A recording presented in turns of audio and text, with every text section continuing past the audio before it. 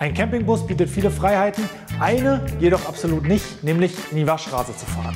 Wie ihr trotzdem das Auto schonend und schnell sauber bekommt und wie euch dabei eine Keramikversiegelung helfen kann, erfahrt ihr in diesem Video. Ich glaube, das ist ein typisches Bild für einen Campingbus. Wir haben viel Angriffsfläche, weite Strecken, davon häufig auch Autobahnen. Das heißt, gerade im Sommer ein einziger Friedhof für Insekten. Das sieht wirklich wahnsinnig übel aus. Selbst oben in den Kanten, an der Markise, also es sind überall Insekten. Und jetzt ist es gar nicht so schlimm, die sind jetzt da, die waschen wir wieder runter. Aber wir kriegen sie häufig nur sehr schwer runter mit viel Reinigereinsatz. Da gibt es auf jeden Fall eine Lösung, um die Insekten in Zukunft leichter runterzubekommen. Das erfordert aber noch ein bisschen Vorarbeit. Deswegen nehmen wir euch jetzt einmal durch den kompletten Prozess der Lackaufbereitung und Keramikversiegelung bei diesem T6.1 Campingbus mit und zeigen euch, worauf es ankommt, was so die Knackpunkte sind. Denn es gibt schon ein paar Unterschiede zu einem, ich sag mal, normalen Auto. Ein paar Bereiche, die wir uns besonders angucken müssen, ein paar Sachen, die wir berücksichtigen müssen, die man nicht einfach so machen kann. Deswegen, ich würde sagen, der hat definitiv erstmal eine Wäsche nötig. Damit starten wir jetzt. Los geht's!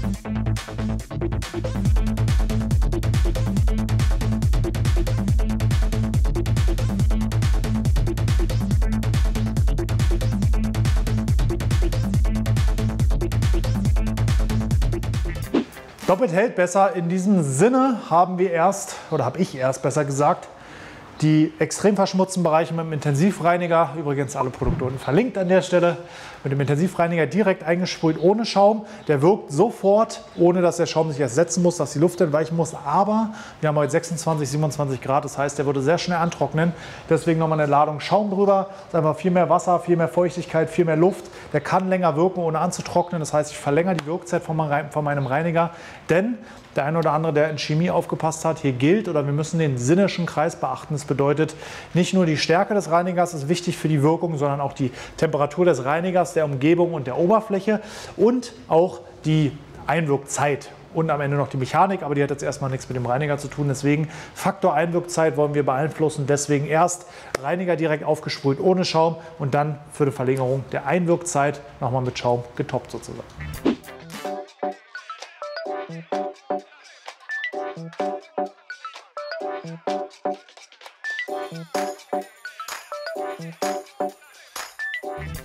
Ja, bitte nicht zu Hause nachmachen. Ich will euch einfach nur zeigen, warum wir Vorreiniger benutzen. Wir kriegen die ganzen Insekten sofort gelöst.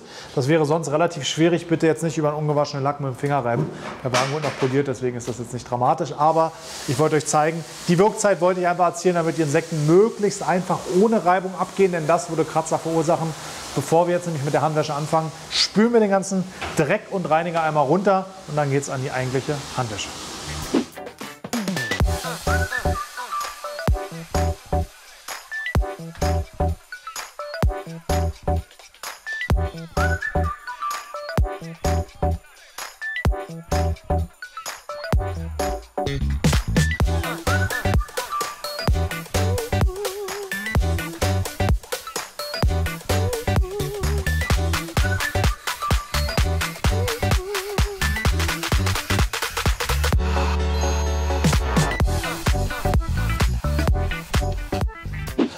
Die Felgenreinigung bei so einem Campingbus ist nichts Besonderes, sind Felgen wie alle anderen, in dem Fall schwarze Hochglanz, lackiert und gedrehte Felgen, sehr empfindlich, aber wie ich da vorgehe bei der Felgenreinigung, gibt es genug Videos, verlinken wir euch hier oben.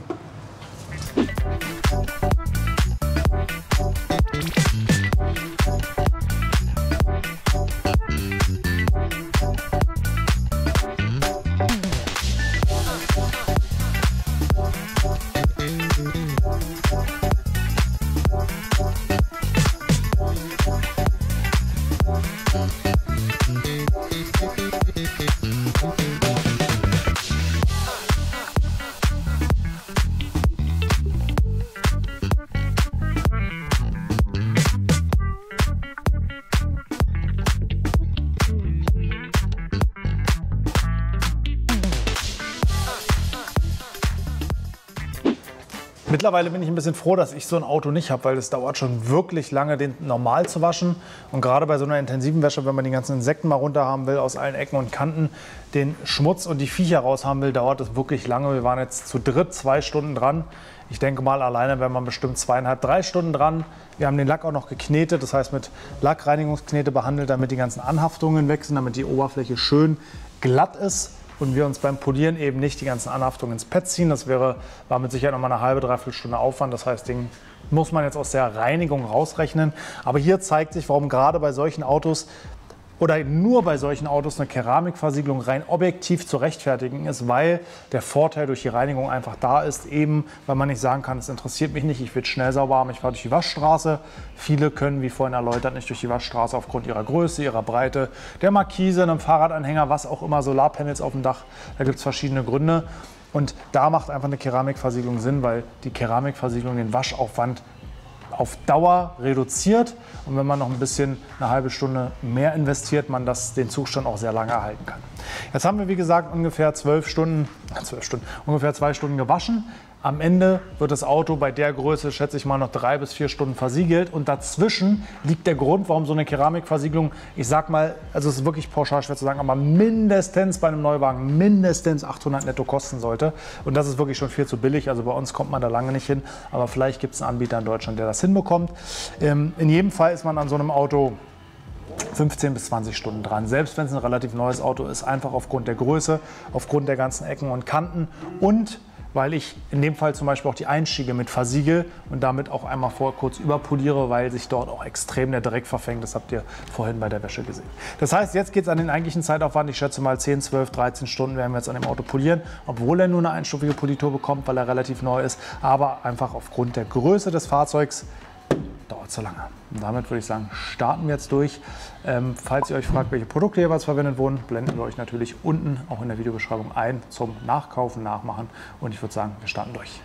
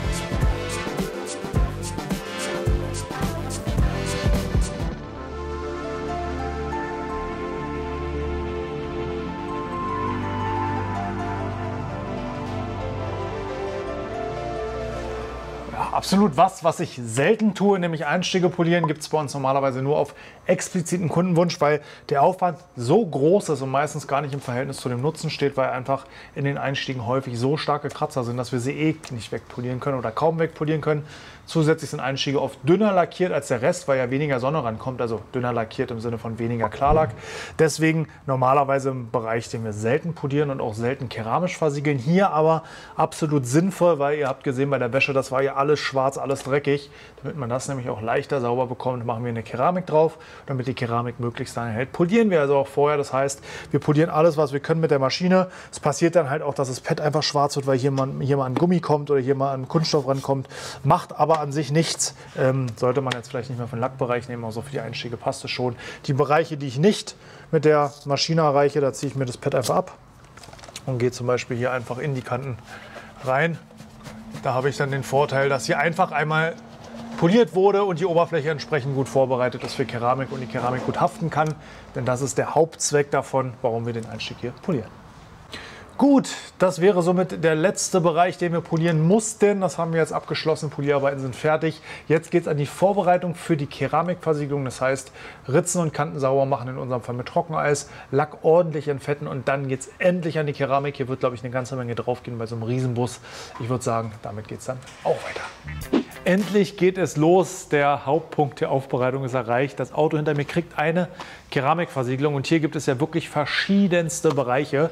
Aber gerade für ein Fahrzeug, was so viele verschiedene Materialien dran hat, lackierte Kunststoffe, unlackierte Kunststoffe, verschiedene Metalle, lackiert und unlackiert, irgendwelche Anbauteile, Markisen, Solarpanels, teilweise bei Campern natürlich auch GFK, also verschiedenste Materialien, wo ich einfach unsicher bin, welches Coating verträgt sich mit was, ist das einzige meiner Wahl Sonax CC1, weil ich hier einfach weiß, das passt für alle äußeren Materialien. Damit kann ich auch eine GFK-Oberfläche beschichten, damit kann ich unlackierte Kunststoffe beschichten, lackierte Kunststoffe, alle Metalloberflächen, alle lackierten Oberflächen, das passt. Deswegen Sonax CC1 als One-Layer-Coating kommt einem natürlich auch bei so einem großen Auto entgegen, weil man nur eine Schicht auftragen muss und hat trotzdem einen ordentlichen Lackschutz, wenn wie immer das Fahrzeug gut gepflegt wird. Der eine oder andere kennt vielleicht schon meinen Zahnarztvergleich. Wenn ich eine komplette Zahnreinigung machen lasse, fühlen sich meine Zähne super glatt an. Wenn ich mir aber dann 3 Monate die Zähne nicht putze, ist die ganze Arbeit wieder für die Katz und ich muss wieder zum Zahnarzt und von vorne anfangen. Genauso ist es auch hier. Also jedes Coating erfordert eine regelmäßige Pflege, aber dann belohnt sie einen mit einer guten Performance, vor allen Dingen was Schmutzanweisung und Glanzgrad betrifft, Abweisung und Glanzgrad betrifft. Und das CC1 lässt sich auch jährlich gut und einfach auffrischen. Und im Zweifel ist es sogar ein Produkt, was der ein oder andere handwerklich Begabte mit einer Halle selber auf sein Caravan oder auf seinen Camper machen kann. Deswegen, die Jungs hinter mir sind schon fleißig am Versiegeln. Sonax CC1 einmal drauf auf das Schiff und dann sind wir auch schon so gut wie fertig. Ich freue mich.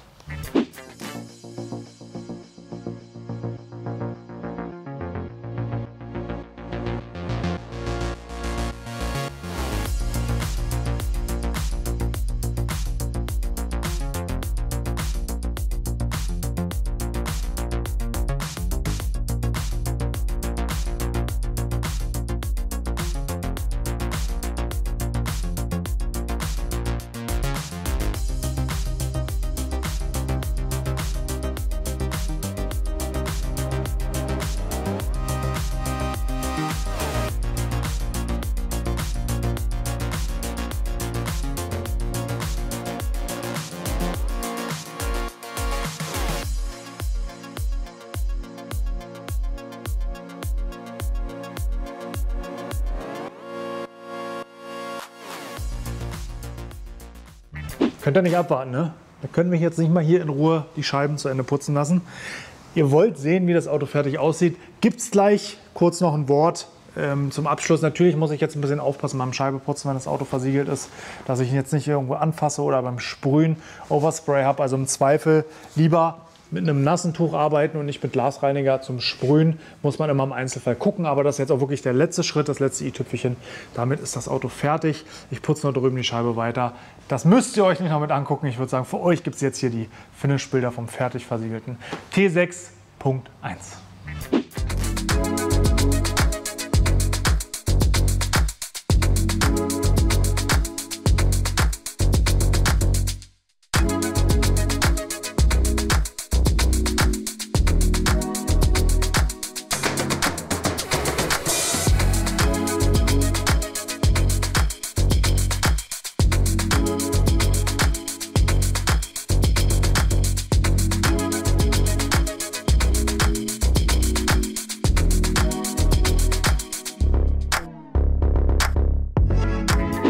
Der C6.1 ist fertig. Ich bin froh, dass der Lackzustand relativ gut war. Wäre er sehr schlecht, hätte man bestimmt noch 1,5 bis 2 Tage mehr aufbringen können. Jetzt ist der Wagen gut geschützt und bereit für die nächsten Reisen von Familie mit Bulli. Und ich würde euch mal bitten, guckt mal bitte bei YouTube und Instagram Familie mit Bulli beim Kanal zu, ob die das Auto auch vernünftig waschen und pflegen und die Keramik ordentlich pflegen. Weil wenn nicht, dann gibt es Ärger mit mir, dann sagt ihr mir einfach Bescheid. Wie gesagt, Familie mit Bulli bitte mal kontrollieren. In diesem Sinne, danke fürs Zuschauen. Wir sehen uns beim nächsten Mal.